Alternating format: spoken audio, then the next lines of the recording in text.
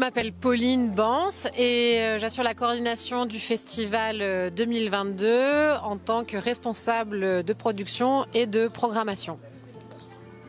Alors moi c'est Lucille Chenet, je suis la nouvelle coordinatrice de la sélection off arrivée depuis janvier. Donc c'est une édition qui s'est réalisée sans direction. C'est l'équipe du CNAREP qui a monté le festival. Donc nous sommes une équipe de 10 à 15 personnes entre janvier et juin. Nous avons organisé la programmation sur un format collégial concernant la programmation du off, ce qui s'appelle la sélection officielle, et sur la programmation des parties pris de création, qui est donc l'équivalent de l'ancien IN. Nous avons notamment principalement mobilisé des compagnies que nous avons accompagnées les années précédentes dans la création de leur spectacle. Alors moi je vais plus parler de la sélection off. Donc on a reçu plus de 1000 candidatures pour la sélection off. Donc on essaye de voir des projets autant qu'on peut, mais on ne peut pas tout voir, c'est impossible, ça serait beaucoup trop gros.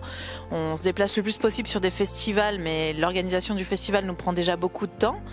Du coup, c'est sûr qu'on regarde des vidéos, on regarde les projets. Là, on a été 4, donc on avait 4 avis différents, 4 goûts différents, ce qui enrichit du coup la programmation. Et on essaye de faire une pluridisciplinarité des projets pour que ça représente tout le panel des arts de la rue existants en France et à l'international, et pour représenter le plus de disciplines possible, le plus de formats possible, pour que cela puisse satisfaire tout le public chalonnais et festivalier. Du coup, on a à cœur d'accueillir la compagnie Accalmie Celsius qui s'empare d'un quartier autour de la place Carrée, qui s'empare d'un pâté de maison avec la collaboration des habitants, qui est un projet très intéressant parce qu'il parle de comment nos immeubles et notre urbain se transforment et se déforment aussi. Et du coup, c'est un projet qui s'implante avec la collaboration des habitants qui les accueillent dès le dimanche pour réécrire un peu le spectacle, parce qu'il se réécrit un peu à chaque fois. Voilà, on a aussi les urbaindigènes qui viennent à Châlons, ce n'est pas la première fois, et qui investissent la place du collège pour hisser un grand préau du peuple tous les soirs. Dans un tout autre genre, le collectif Balles Perdues qui a travaillé toute l'année avec des Chalonnais pour son spectacle de création I'm Not Gisèle Carter. Donc, qui est Gisèle Carter? C'est le vrai nom de Beyoncé.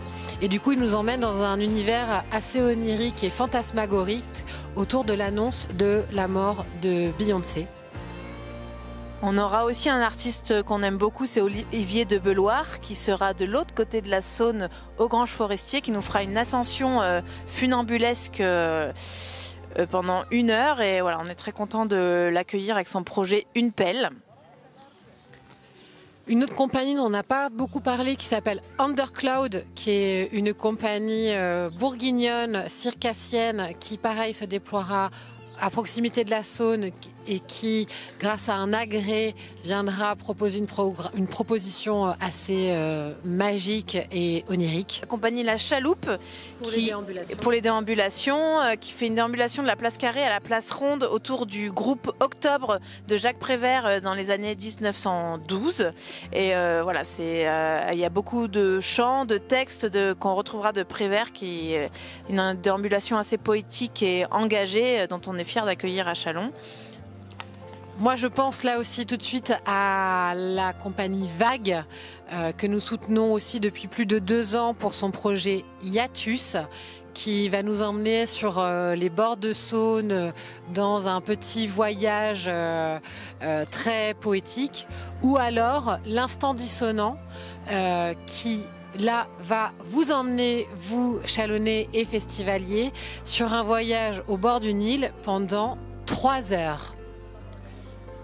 Et pour finir, on peut parler aussi du Pudding Théâtre, qui est assez connu pour ses formats moyens, mais qui occupe la ville, et qu'on retrouvera vendredi et samedi soir, départ place Abbé Moreau, près de la gare, pour une déambulation autour de la transgénération et aussi d'habiter la ville poétiquement, avec aussi tout un panel d'amateurs qui les suivent tout au long du projet. L'édition 2022 renoue plutôt avec justement les origines du festival. On ne va pas chercher à faire de la différence, on va surtout chercher à recréer du commun et à se dire que le spectacle, le festival réinvestit l'espace public.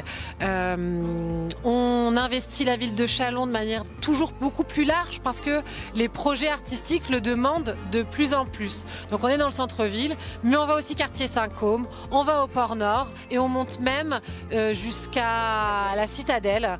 Voilà, donc la ville évolue, le festival évolue et donc nous aussi avec.